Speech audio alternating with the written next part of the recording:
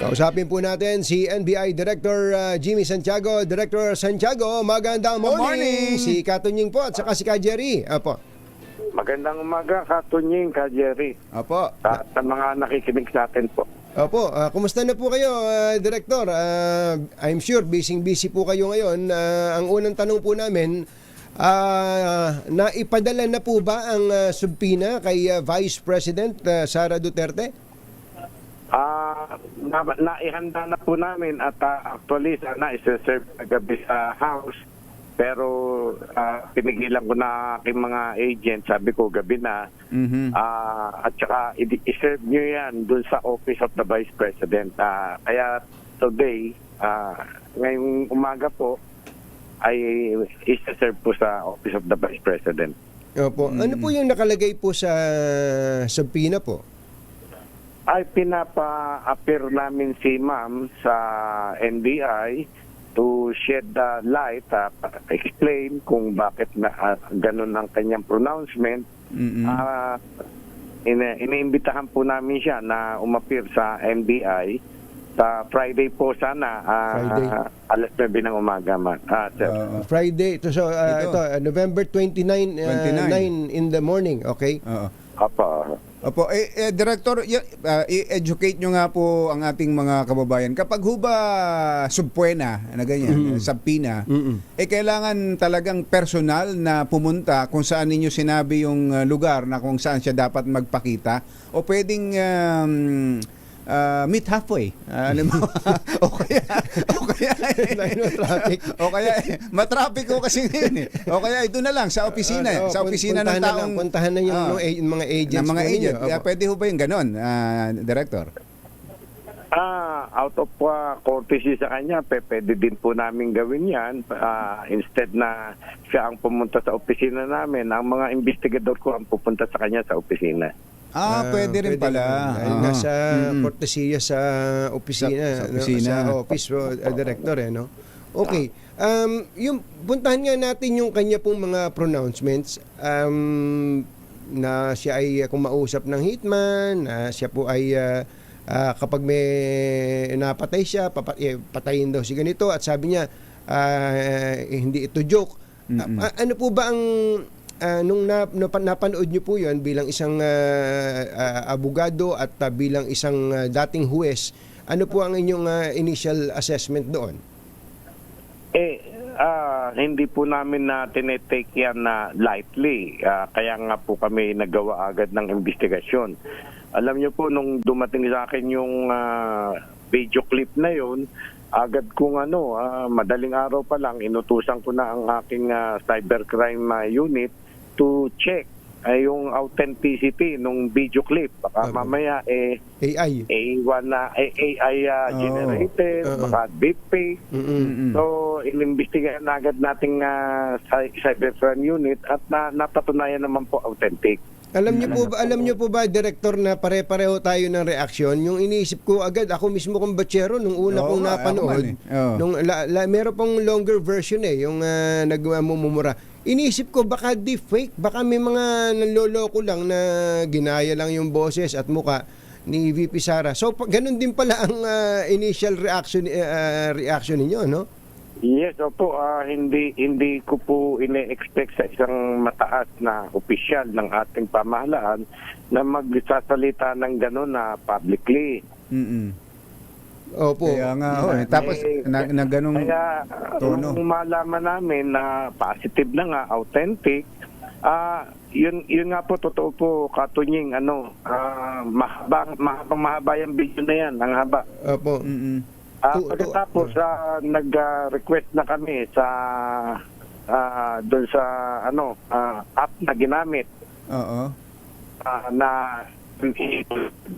ma-preserve yung na yun, yung video clip na yun para their action at naman yan. Opo. Director, na-check nyo po ba kung sino-sino yung mga kausap niya do sa video na ano ba tawag doon? Naka-zoom. Parang naka-zoom. Naka-zoom Yes, sir. Identified po namin kung sino yung participants doon sa Zoom meeting na yun. May mga pangalan na kami, may mga litrato. Nakalagay naman po yung litrato. Litrato. Bakit po? Identified na po namin. Ano po relevance nila? Are they material to your investigation o sila ba kasama din sa iimbestigahan ninyo? Later po siguro iimbitahan din namin sila para magbigay ng kanilang pahayag under oath sa aming opisina na talagang yung pahayag na yun ay nangyari at sinabi po ng ating pangalawang Pangulo. Sigurado ako hindi pupunta si Maharlika dyan. Nakita ko si Maharlika, yun yung pangalawang screen. Hindi pupunta dahil iisipin niya, pupusasan niyo siya. May warrant of arrest po kasi yan eh. Sa Amerika po yun. Nasa abroad.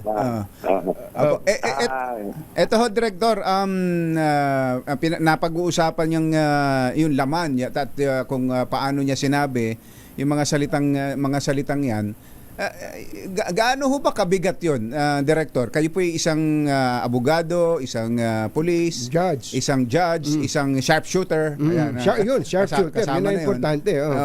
Gaano ho ba kabigat yun? Yung mga binitiwang salita na yun ni Vice Presidente. At kung hindi ho ba Vice President o ibang karaniwan tao ang magsabi niyan, may halaga rin ho ba yun? May bigat din ho ba yun kung karaniwan tao lang ang magsasalita niyan? Opo. Ayun nga po, katulad ng sinabi ni Yusek Andres kahapon sa press briefing, napakataas na tao, pangalawang pinakamataas na opisyal sa ating bayan, very influential, talaga namang maraming follower si Vice President Sara, kaya serious po yung accusation. Talagang apparent po na merong threat sa buhay ng ating Pangulo. Alam nyo, ang NBI as much as possible ay iniiwas ko sa mga, wag naman sa akin sila magalit, iniiwas ko sa mga political chicanery, ang mga daldalan sa politika.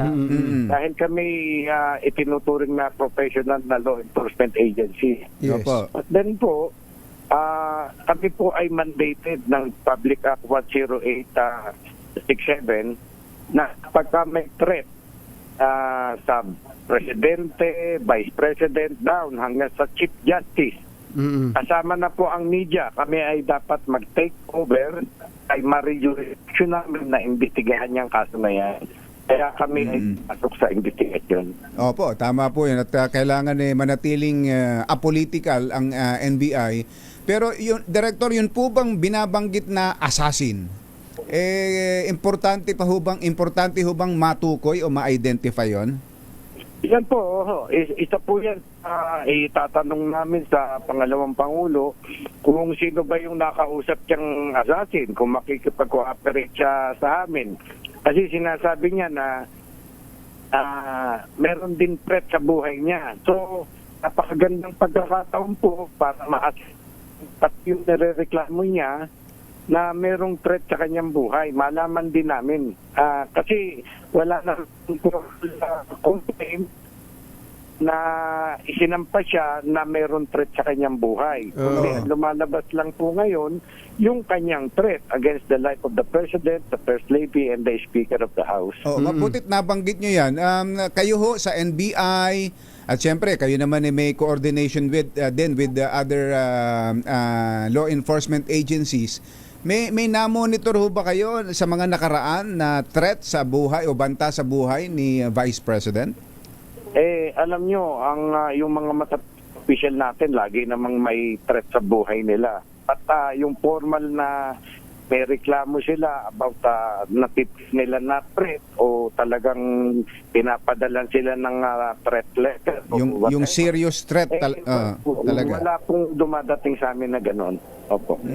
Pero yung pong ina-accuse niya si House Speaker Martin Romualdez na gusto siyang patain, how do you take that po?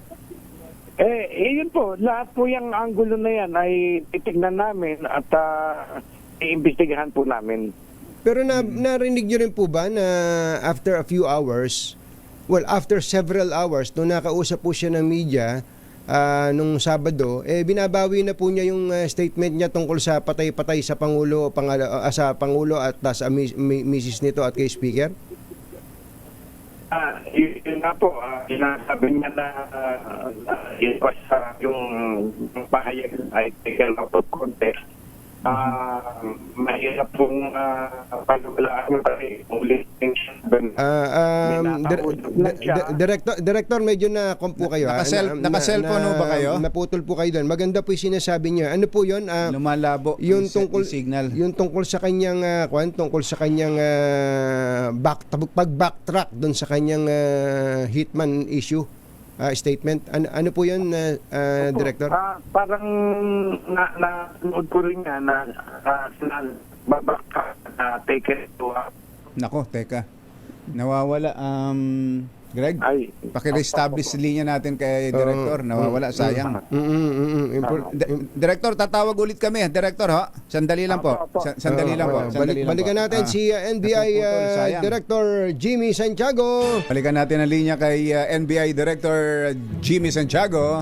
Director! Magandang morning, Director. Magandang umaga. Ayan, linaw na. Opo, ang sabi po ni VP Sara, yun daw pong statement niya nung madaling araw, yung galit na galit siya. Yung madilim. Itong madilim. Nung limuwanag na, sinabi po niya na yun daw statement niya was maliciously taken out of logical context. In other words, parang nagba-backtrack po siya dito. Meron po bang epekto yon sa kanyang naunang statement? Yes po, sir. Siyempre, at yan nga po ang gusto naming maliwanagan sa kanya. Lahat nung sinabi niya ay kailangan ipaliwanag niya at kung katanggap-tanggap ang kanyang paliwanag, di walang problema. But then, yun nga, dahil sa nanggaling sa bibig ng ating pangalawang pinakamataas na opisyal, talagang serious matter po ito, sir. Opo, yung pong itatanong nyo sa kanya kung sino yung hitman, ito po, Director, kayo po ba naniniwala na sasabihin niya sa inyo yun? Ipapakilala ba niya sa inyo yun? Kayo ba'y umaasa? Meron ba kayong pag-asa na sasabihin niya sa iyo yun? Yan po, malaking question po yan. Doubtful talaga kung magsasabi si pangalawang Pangulo ng kung sino yung hitman na kanyang nakausap. Oo. Eto ho, Director, halimbawang nagkakahuntahan tayong tatlo. Tapos bigla ko ipagyabang sa inyo na, Director, alam nyo ba, ako may kilala. May kilala ako, hitman, assassin. Kayang tumira 2 kilometers. Sharpshooter, ibig sabihin, sharpshooter. Assassin at marami nang itinumba ito. Okay lang ho ba yun, Director? At hindi nyo ba ako kagad na poposasa nun? Hindi po. Wala namang yung sinasabi nyo lang po na meron kayong kakilala na ganyan. Wala namang target. At wala pong ano yun. Wala pang kaso. Wala pang kaso. Wala pang kaso. Wala pa ho. Kahit na ang isang nagsasabi nun, halimbawa naman, ay isang taga-gobyerno na meron siyang inaalagaang assassin, hitman. Wala po. Katulad ko, pwedeng ipagyabang ko ngayon. Ka-Jerry, ka-Tunying, shooter ako. Yeah. Wala naman akong ginagawang masama. Kaya wala pa po yun, sir. Kumbaga, puro salitaan pa lang, ano? Nagyayabang lang naman ho ako kapag gano'n. Pero pagka diretsahan na, na sinabi mo na may target personality ka, ayun. Ibang usapan na po yan. Talagang iimbestigahan ka ng masinsinan. Opo. Opo. Nako, Director, kami pinagpapasalamat sa pagkakataong ibinigay niyo sa amin. Yung pong picture na ipinapakita namin ngayon sa TV, naka-brush up po ang buhok niyo dito eh. Pero kahapon nung nanonood ako sa press con ninyo sa Malacanang ba yun? Malacanang. Sa Malacanang ba yun? Parang hindi na kayo naka-brush up ngayon. Hindi po, siguro nagulo lang. Baka mahangin. Director Santiago, maraming salamat. Magandang morning. Thank you po, Director. Marami po salamat. Lagi po ako nakikinig sa inyong dalawa. Ay, salamat po. Thank you so much po. Si NBI Director Judge Jimmy Santiago. Jerry Baka at